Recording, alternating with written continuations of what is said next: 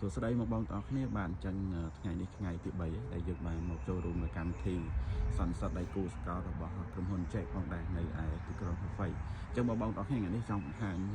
រថយន្តមួយជូនបងបាទអូយស្អាតបាទមើលឃើញផ្ទាល់នេះបានរឹតតែស្អាតមែនតើបងអញ្ចឹងឡាននេះគឺ brand Check បងប្អូនគឺប្រភេទ N65 EV អញ្ចឹង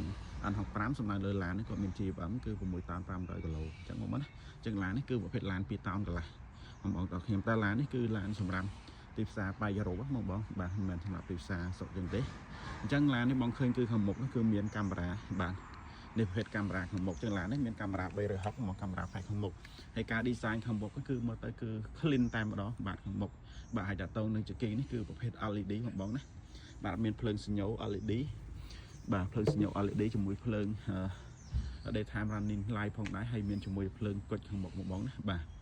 ហើយដៃកញ្ចក់នេះស្អាតបាទហើយនេះតទៅនឹងកាមេរ៉ាចំហៀងគឺមានដែរបងណាបាទអូខេយើងមានភ្លើងសញ្ញោនៅជាប់ទ្វារហើយកាប៊ីន design នេះស្អាតលក្ខណៈ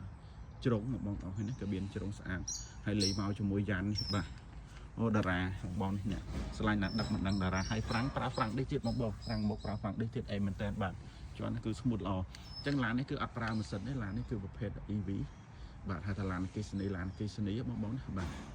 ស្អាតកាប៊ីននេះធំបងប្អូនគ្នាតលាយតែ design មកមានឡយខាងក្រោយនេះគឺតាក់ទងទៅនឹងប្រព័ន្ធបាទ motor ហើយផ្សេងនៅហើយនេះគឺតាក់ទងទៅនឹងប្រភេទ compressor បងប្អូន compressor ផ្សំជាក់នេះក៏ប្រើប្រព័ន្ធភ្លើងដែរអញ្ចឹងទៅលើសាក់ស៊ីនេះយើងឃើញថាគឺសិតតែដៃថែបតែម្ដងហើយនេះគឺតាក់ទងសំណុំអង្គុយគឺរៀបចំឡើងស្អាតតាមមានសម្រាប់ធ្នាប់តែម្ដងបងណាបាទអង្គុយបាទអញ្ចឹងឡាននេះយើងមើលសាច់ត្រង់ទៅអាចធ្វើត្រង់បាន4ម៉ែត្រកន្លះចឹង4ម៉ែត្រកន្លះហើយទៅតឹងខ្ញុំមើលទៅធំបងទៅតឹងនេះយើងអាចធ្វើបានចូល2ម៉ែត្រ2បងណាបាទទៅតឹងវាធំអញ្ចឹងសម្រាប់ម្ដងនេះគឺយើងយកទៅយើងដឹកទៅបានច្រើនបាទហើយមើលសាក់ស៊ីមើលអីទៀតឃើញថាមមមែនតើបាទអញ្ចឹងយើងឃើញ brand ចិនមែនតាមបងយើងមកមើលផ្ទាល់មិនដឹងបាទនេះតងតដោតតងអីផ្សេងនេះគឺអីមែនតើហើយតងហ្វ្រាំងក្រោយអូបងហ្វ្រាំងឌីសមិនមែនត្រឹមតែខាងមុខទេខាងក្រោយក៏ប្រើហ្វ្រាំងឌីសដែរអីមែនតើបងណាបាទនេះគឺតទៅនឹង motor របស់វាអញ្ចឹងប្រភេទនេះគឺបងដឹងឡានអគ្គិសនីគឺក៏មានប្រអប់លេខទេបាទគឺមាន motor គឺនៅខាងក្រោយតែម្ដងបាទនេះកន្លែងអត់មានទេបងនោះនេះណាបាទអញ្ចឹងអត់មានប្រអប់លេខទេបងណាបាទអែមអូស្អាតបាទអញ្ចឹងឡាននេះតទៅនឹងប្រព័ន្ធហ្វ្រាំង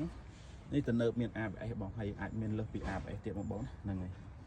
អូខេការរៀបចំអីផ្សេងគឺស្អាតមានសម្ដាប់ធ្នាប់មែនតើបាទ